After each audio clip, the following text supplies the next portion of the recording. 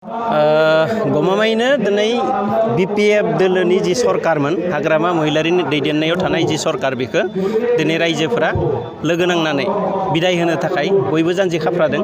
आरो बिनिनो मोनसे इसारा जों मोनफ्रोमबो मेल मिटिंआव बर'ल' नङा गुबुन गुबुन हारि माहारिनि मानसिफोरखौ दोलै नोगोरै ओंखारबोनाय जों लोगो मोनगासिनो दोङो आरो बै मानसिफ्रा दिनै परिबर्तन मोनसे नागिरदों सोलायनायखौ लुबैदों आरो सोलायनाया बिनि थाखायनो लुबैदों दिनै मोनसे बिटिसि ओनसोलाव थांनाय 17 बोसोराव जिखिनि जाख्लयनाय जाबाय जिखिनि दुर्नीति जाबाय जिखिनि अपखाखन जाबाय बिनि जोबनायखौ दिनै बयबो लुबैगासिनो दङ मोनसे सोलायनाय फैनांगौ आरो बेवहाय माने डेभेलपमेन्टआ जानांगौ डेभेलपमेन्टनि नामाव एखेबारे जों जेबोखौनो नुनो मोना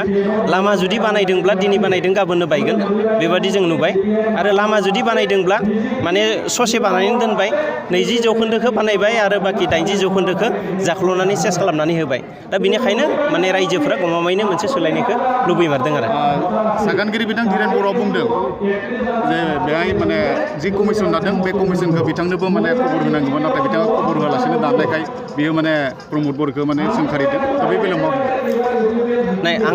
आंथ' बेबादि एसेबां मानि बाथ्रा मिथिसोआ दिनै प्रमद बर' बिथांखौ सोरबाया सोंखारिनांगौ दोङो होननानैबो आं सानाखै दिनै दुलाराय बर' फरायसा आफादा मोनसे सुक्ति खालामनायाव दङमोन नंगौ एनडिएफबिआबो दङ बेवहाय मोनसेल' एनडिएफबि नङा मोनब्रै हानजानि एनडिएफबिआ दिनै सागान होदों दा बेवहाय निस्सय बे आफादफोरनि गेजेराव मोनसे सावरायनाय जादों आरो बेनि गेजेरजोंनो दिनैनि जि कमिसन दानाय कमिसनाव सोरखो सोद्रोमा होगोन निस्सय बेवहाय सावरायलायनानैसो होखानाय जादों बेयाव सोरबा सोंखारिनाय बेबायदि रोखोमनि मायाबा गोनांथि दङ होननानै आं दिनैनि तारिखाव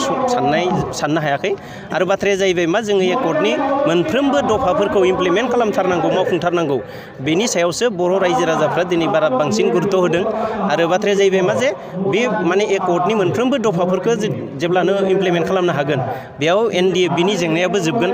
एनडिएफबिनि जायफोरा एनडिएफबि खालामनानै न'खर धंस जाजाबाय बिथांमोनाबो दिनै संस्थापन मोनगोन जायफोरानोखि माने मुंख्लं जालांबाय बिसोरनि न'खराबो संस्थापन मोनगोन आरो बर'फोरनि गोलाव दिननि जि मोनसे समस्या बे समस्यायाबो दिनै नैबे माने मोनसे कमिसन दानायनि गेजेरजों नैबे सुक्तिनि दफाफोरखौ जुदि मावफुंनाय जायोब्ला हयथ' निश्चित भाबै बे जेंनाया जोब्बाय होननानै जों साननानै लानो हागोन आरो हाग्रामा महिलारिया 17 बोसोरनि उनाव लामायाव धरना होदों बे मानि थाखाय मोनसे प्रश्न जायो गोसोआव जे हाग्रामा महिलारि बिथाङा जाय समावनोखि धरना होनांगौमोन बै समाव धरना होआखिसै मानो होआखिसै थांनाय 17 बोसोराव बिथाङा धरना होनांगौमोन आं मिथिगौ बिथाङाबो सासे आन्दलनकारि नेतामोन मोनसे समाव आरो बिथाङा सुक्ति सायखर खालामबाय सहि होबाय आरो बिनि उनाव फैनानै 17 बोसोर बिटिसिखौ सालायफैबाय बिटिसियाव सासनाव थानाय समाव बिथाङा ओरैबायदि सानसे दिन हगार हराखै जेरावनोखि दिल्ली आरो दिसपुरजों माने सरकाराव थाफायाखै जाय दोलोआनो सरकार सालायदों दिल्ली आरो दिसपुराव बै दोलोजोंनो बिथाङा सरकार दानायाव थाफाबाय थादों कंग्रेसनि दिनावबो बिथाङा एलायन्सआव दङमोन दिनै बिजेपिनि दिनाव बिथाङा एलायन्सआव दङ दिसपुर आरो दिल्लीयाव बिजेपिनि दिनै सरकार दङ बिथाङा माने राजा लामायाव ओंखारनानै धरना होखो थारमाने मा बिथाङा बै समाव जे धरना होआखिसै बिथाङा थारमाने सान्तिखौ लुबैया एनडिएफबिनि जेंना जोबनायखौ लुबैया बर'फोरनि जि गोलाव दिननि सोमावसारनाय जि इसु दङमोन बिनि जोबनायखौ बा मावफुंजानायखौ बिथाङा लुबैयाखैमोन बर'फोरनि मोजांखौ बिथाङा हास्थायाखैमोनखायनो बिथाङा बै समाव सरकारनि खाथियाव खुद्रिनायखौ दैखाङाखैमोन आरो नैथि माने सोंलुआ जाबाय मा जे दिनै माने जुदि राजा लामायाव ओंखारनो गोनां जादोंब्ला इलेक्सननि थाखाय बेबो गुबुन बाथ्रा नङा दिनै इलेक्सन खुंहोनो थाखाय हिमन्त बिश्व शर्माजों बिथाङा मानो रायलायनो हायाखै दिनै सर्बानन्द सन'वालजों दिनै हम मिनिस्टार अमित शाहजों मानो रायलायनो हायाखै बिथांमोनखौ बुंबानोथ' बिथांमोना दिनै इलेक्सन कमिसननो ग्रिन सिगनेलखौ होगौमोन ना इलेक्सनखौ खुंनो हागौमोन दिनै आन्दलन खालामनायनि राजा लामायाव ओंखारनायनि ओंथियालाय माथो माखौबा गुबुन माने इसारा होनो नागिरदों नामा दा बेबायदि माखासे सोंलु फैयो आरो बिनि ओंथिया बे नामा बिथाङा बिग ड्रामा खालामदों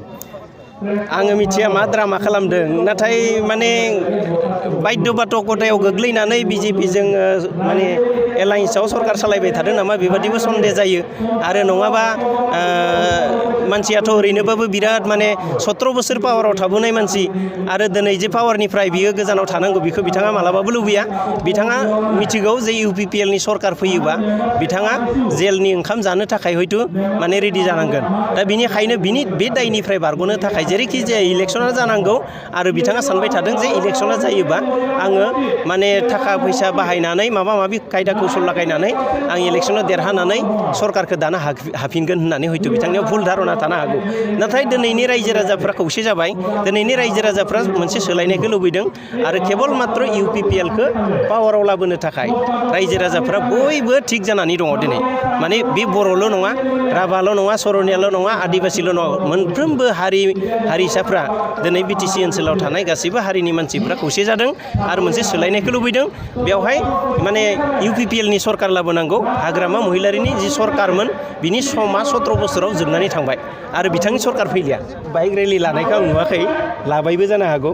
बियो बिथांमोननि संस्कृति जोंनि हालोदा जे गाज्रि जाबाय जोंनि मेलेमा जे खामानि होलिया बेखौ बिथांमोना फोरमायनो नागिरदों दा बेबो मोनसे राजनितिनिनो इलेक्सननिनो बाहागो होननानै हयथ' बिथांमोना लादों खोमा दा बिथांमोनाबो जे जोंनि सिगाङाव जों नैबेखिनिल' मानसि दंसै बेखौ जे देखायनो हादों बिनि थाखाय आं बिथांमोननो साबायखर होदों बे साहसा जे दोङो जोबथारथाराखै आरो गाबोन समफोर हयथ' बे मानसिफ्रानो जोंनि खाथियाव फैनानै गाबोनो हयथ' जोंनि दोलोआव हाबफैनो गोनां जागोन जोंनि सरकार जागोन गतिके बिथांमोना बिथांमोननि मोखांखौ देखायनानै दिनै सिनायथिखौ लादों आरो जे जोंखौ गाबोन समफोर लिंनानै लाबोनांगौ बेसे नाम्बाराव थागोन नोंसोर दैमारिया बेसे नाम्बाराव थागोन इलेक्सन गेलेनानै आं बेखौ मिथिया खिन्थु UPPLआ 1 नम्बराव दोङो बेखिनिखौ आं बिराद मोजाङै मिथिगौ गामि ओनसोलनि रायजो राजाफ्रा बे बर'आनो होन हारसायानो होन राभायानो होन राजबंसियानो होन नेपालियानो होन जेखि माने जनगोष्ठीनि मानसि जोंनि गेजेराव गैया मानो बे मोनफ्रोमबो जनगोष्ठीनि मानसिफ्रा UPPLखौ माने नायगिरदों आरो आंनि न'आव थांनानै बिथांमोना आंखौ लिंनानै लाना फैयो जइन जायो आरो बे हिसाबै आं मिथिगौ जे मोनफ्रोमबो गामि गफायाव थानाय मानसिफ्रा दिनै मोनसे सोलायनायखौ लुबैदों सोर मा नाम्बाराव थायो आं बेखौ मिथिया खिन्थु UPPLआ एबार देरहागोन खैराबारि समष्टियाव आरो 40टा समष्टिनि मादाव प्राय 28निफ्राय 30टा समष्टि UPPLआ देरहानानै मोनसे निरंकुश संख्या गरिष्ठता लानानै सरकार दानो थांगासिनो दङ आरो रायजो राजानि खामानि मावनो थाखाय आवगायगासिनो दङ